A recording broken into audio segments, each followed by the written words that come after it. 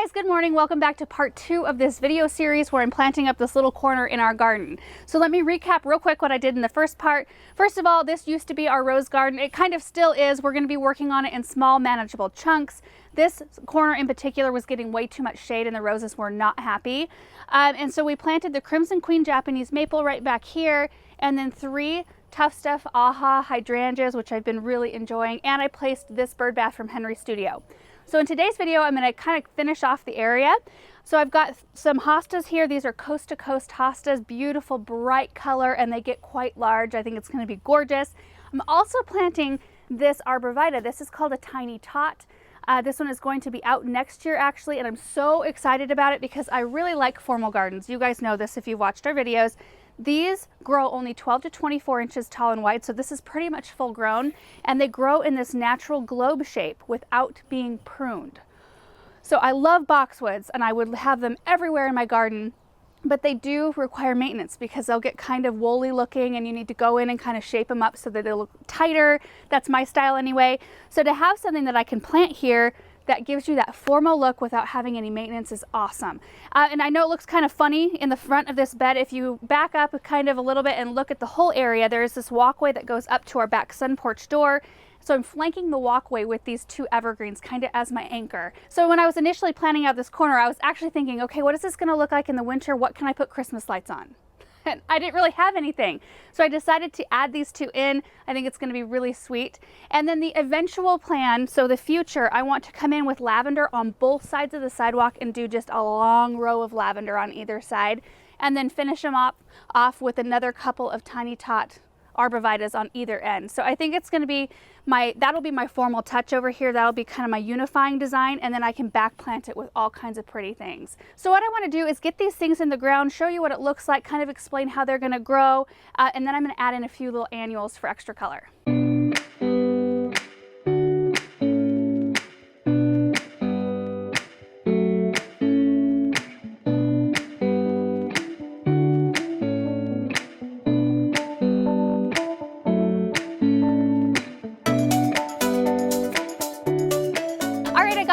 So let's talk real quick about each one of these plants and how they'll grow and fill in this area, starting with the tiny TOTT arborvitae.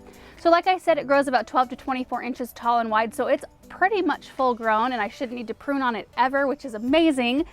Zone 3 through 7, so very winter hardy, and I think it's going to look super cute in the winter with little white Christmas lights on it, especially because I'll have one on the opposite side of the sidewalk. It'll look really uniform and cute. As far as fertilizing goes, usually I'll toss some fertilizer on early spring and then maybe once more later on in the season.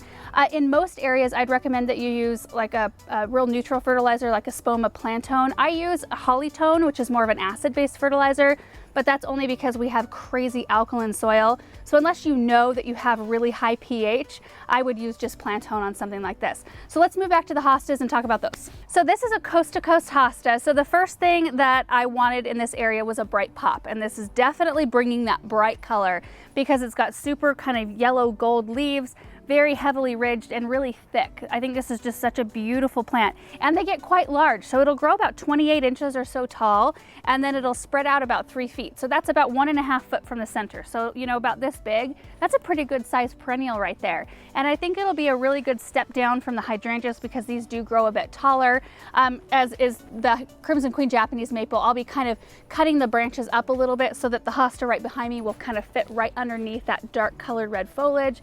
I think it's just going to be so pretty. These are a zone 3 through 9, and they also attract hummingbirds. Their blooms do. So they throw these blooms up in summer, and they do match the color of the hydrangeas really well. And I know that a lot of people don't grow hostas. Well, I don't grow hostas for the bloom. In fact, a lot of times I will pop them off because I like just the look of the foliage, but that's totally up to you. I think I could be done at this point. I could throw some mulch in and just enjoy it, watch them grow. But like I said, I did leave some space right here to plant a row of lavender. Now, I don't think I explained the light in this area. So it gets a really good strong block of morning sun, enough to keep lavender happy, enough so that the hydrangeas stay blooming and performing nicely. But this area on my right, it would look amazing if I could, you know, take off with lavender down that way as well, but it's actually quite shady. So while I'm waiting to decide on what perennial I want to plant over there, and while the plants are smaller, I've decided to pop a few annuals in here just for some extra color. And it's something that's totally not necessary, but it's something that really makes me happy to do. And then if I do happen to get a hold of some lavender, I'll just pop out whatever plants I have here and just move them back. So anyway, I've got a couple of gorgeous annuals I'm going to go grab and I'll show them to you.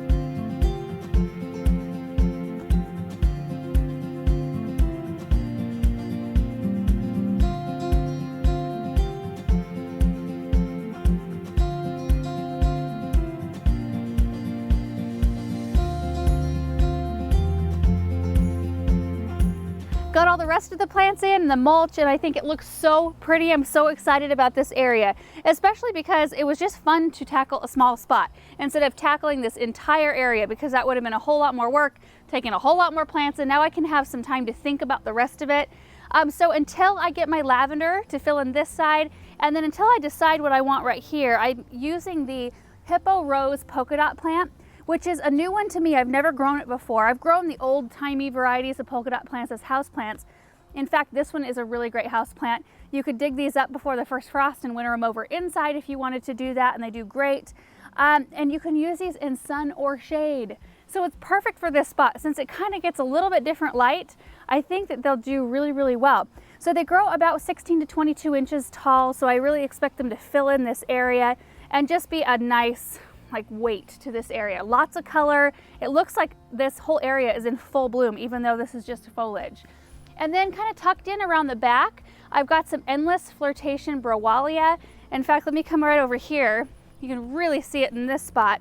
So this is a beautiful shade-loving annual, and it's got these really sweet white blooms in it. And I kind of on purpose put it out toward or out away from the hydrangeas so that it wasn't too much. It didn't look like too much of a fluffy texture with the blooms on the hydrangea and the blooms on this. I kind of want them to be separate a little bit.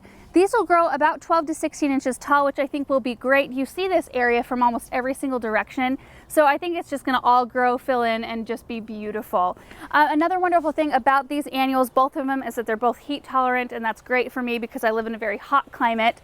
In fact, as I was planting the Hippo Rose, I thought, you know what? This would be a perfect area for heuchera.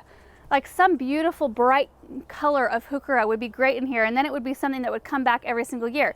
But now I have a year to kind of, look at different varieties, decide what I want to put here. So anyway, I hope that this was helpful, kind of seeing this little blank slate area, this kind of square area with nothing in it, and just seeing kind of how I built it, kind of how I did my layers. So it's just kind of a process. It's a process for me, and I hope you enjoyed seeing it all come together. So anyway, guys, thank you so much for watching this video, and we will see you in the next one. Bye.